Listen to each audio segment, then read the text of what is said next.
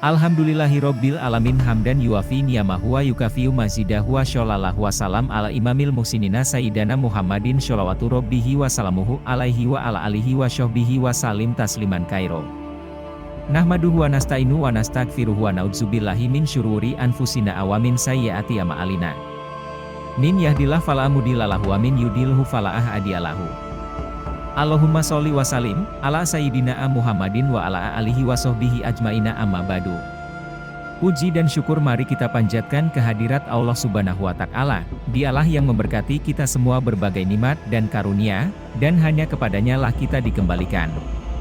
Rahmat serta salam semoga terlimpah kepada junjungan kita yaitu Nabi Muhammad Shallallahu Alaihi Wasallam, beserta keluarga, sahabat dan segenap umat yang taat mengikuti ajarannya, serta kita sekalian mengharap ridho, ampunannya dan mendapat syafaat Rasulullah Shallallahu Alaihi Wasallam. Amin. Meneladani baginda Nabi Rasulullah Shallallahu Alaihi Wasallam sebagai kepala keluarga. Meskipun sibuk sebagai pemimpin umat dan masyarakat, Rasulullah Shallallahu Alaihi Wasallam tak pernah melalaikan kewajibannya dalam rumah tangga. Beliau bahkan sering membantu istrinya, Aisyah, dalam beberapa pekerjaan di rumah. Dikutip dari Republika.co.id, dalam buku Muhammad sebagai suami dan ayah, dikisahkan bagaimana teladan Rasulullah Shallallahu Alaihi Wasallam dalam menjalankan peran sebagai kepala keluarga. Rasulullah Shallallahu Alaihi Wasallam tidak segan-segan turun tangan membantu. Menurut Aisyah, seperti diriwayatkan Bukhari, Nabi tak pernah merasa risih menyibukkan diri dalam pekerjaan rumah tangga. Misalnya, menjahit baju yang sobek, menyapu lantai, memerah susu kambing, belanja ke pasar, membetulkan sepatu dan kantung air yang rusak, atau memberi makan hewannya. Bahkan Rasulullah Shallallahu Alaihi Wasallam pernah memasak tepung bersama-sama dengan pelayannya. Beliau juga memperbaiki dinding rumahnya. Apa-apa yang dapat dikerjakannya sendiri maka tidak sampai meminta bantuan orang lain dalam urusan ini. Nabi Muhammad Shallallahu Alaihi Wasallam selalu memberikan nasihat kepada para sahabat. Menurut beliau, seorang suami semestinya bersikap lemah lembut terhadap istri dan anak-anaknya. Setiap muslim hendaknya mencontoh teladan Nabi Shallallahu Alaihi Wasallam. Janganlah para lelaki membenci semua yang ada pada wanita karena kelemahan yang ada padanya. Setiap istri, setiap wanita, memiliki kekurangan. Namun di balik kekurangan, pastilah terdapat kelebihannya. Sabda Nabi Shallallahu Alaihi Wasallam, janganlah seorang mukmin laki-laki memarahi seorang mukminat. Jika ia merasa tidak senang terhadap satu perangainya, maka ada perangai lain yang dia sukai. HR Muslim. Abu Hurairah merekam nasihat Rasulullah Shallallahu Alaihi Wasallam soal cara yang baik dalam menasihati wanita. Rasulullah Shallallahu Alaihi Wasallam bersabda, sampaikanlah pesan kebaikan kepada kaum wanita karena sesungguhnya wanita itu diciptakan dari tulang rusuk, dan tulang rusuk yang paling bengkok adalah bagian atasnya. Jika kalian ingin meluruskannya, maka kalian mematahkannya. Jika kalian biarkan saja, niscaya ia akan tetap bengkok. Muttafaq alaih. Rasulullah adalah sosok suami yang paling mesra terhadap istri-istrinya. Sebagai hamba yang diberi amanah untuk menyebarkan syariat Islam, beliau menjalankannya dengan semangat, kesabaran, dan tekad yang teguh demi agama Allah. Beliau mampu bersikap dan bertindak yang terbaik dalam kondisi apapun. Di medan perang, beliau menjadi sosok pemimpin yang menguasai strategi dan mampu mengalahkan musuh. Di tengah masyarakat beliau menjadi sosok teman, sahabat, guru yang berwibawa. Di rumahnya, Rasulullah adalah sosok penyayang dan kepala rumah tangga yang adil dan mampu memberikan rasa aman serta kebahagiaan bagi istrinya. Tidak salah jika beliau dijadikan sebagai teladan bagi seluruh umat Islam. Berikut ini beberapa cara Rasulullah untuk menjaga kemesraan yang dikutip dari hadis-hadis dan riwayat yang menceritakan Rasulullah Shallallahu Alaihi Wasallam sebagai jalan teladan dalam kehidupan rumah tangga dan bernilai ibadah kepada Allah. 1. Membukakan pintu untuk istrinya. Dari Anas, dia berkata, kemudian kami pergi menuju Madinah dari Khaibar. Aku lihat Nabi Shallallahu Alaihi Wasallam menyediakan tempat duduk yang empuk dari kain di belakang beliau untuk Syafi'ah. Kemudian beliau duduk di samping untanya sambil menegakkan lutut beliau dan Syafi'ah meletakkan kakinya di atas lutut beliau sehingga dia bisa menaiki unta tersebut. HR Bukhari. 2. Mencium istri ketika pergi dan datang. Dari Aisyah Ra, bahwa Nabi Shallallahu Alaihi Wasallam biasa mencium istrinya setelah wudhu, kemudian beliau salat dan tidak mengulangi wudhunya. Hair Abdur Razak. 3. Makan minum sepiring segelas berdua dengan istrinya. Dari Aisyah Ra ia berkata, saya dahulu biasa makan his, sejenis bubur, bersama Nabi Shallallahu Alaihi Wasallam. Hair Bukhari dalam Adabul Mufrad. Dari Aisyah Ra, ia berkata, aku biasa minum dari gelas yang sama ketika haid, lalu Nabi Shallallahu Alaihi Wasallam mengambil gelas tersebut dan meletakkan mulutnya di tempat aku meletakkan mulut, lalu beliau minum. Hair Abdur Razak dan Said bin Mansur, dan riwayat lain yang senada dari Muslim. 4. Menyuapi istrinya.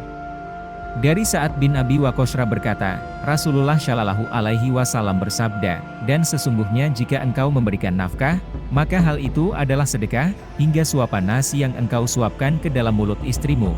Hair Bukhari, 6293, dan Muslim, V71. 5. Memanjakan istri yang sakit. Diriwayatkan oleh Aisyah Ra, Nabi Shallallahu Alaihi Wasallam adalah orang yang penyayang lagi lembut. Beliau orang yang paling lembut dan banyak menemani istrinya yang sedang mengadu atau sakit. Hair Bukhari No 4750, Hair Muslim No 2770. Mengadu atau sakit. Hair Bukhari No 4750, Hair Muslim No 2770. 6. Bersenda gurau dan bermesraan. Aisyah Ra dan Saudah pernah saling melumuri muka dengan makanan. Nabi Shallallahu Alaihi Wasallam tertawa melihat mereka.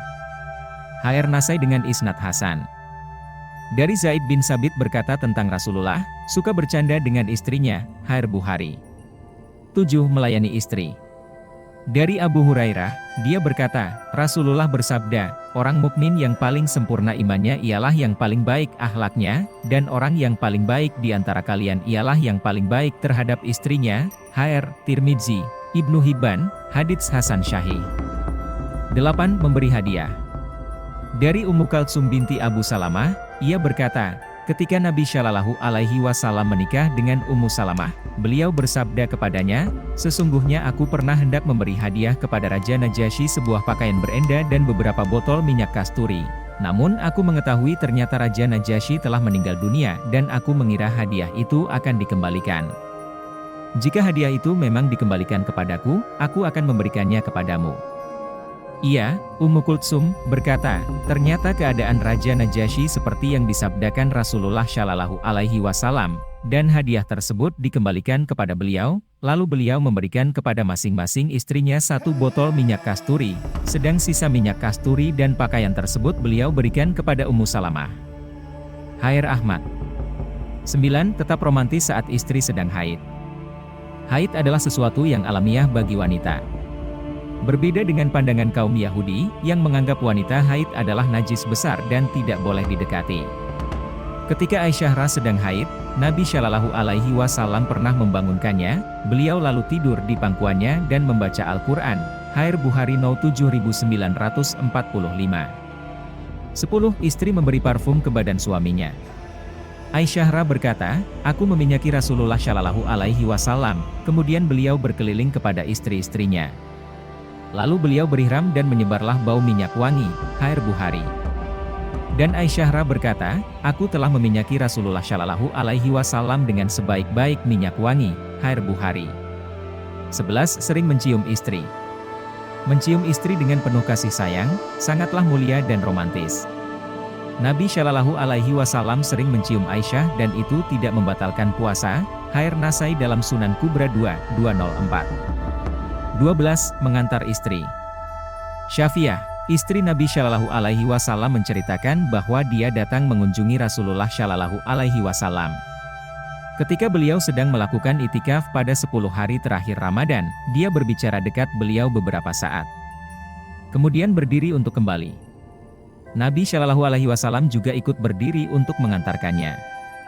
Dalam satu riwayat 492 dikatakan, Nabi Shallallahu Alaihi Wasallam berada di masjid.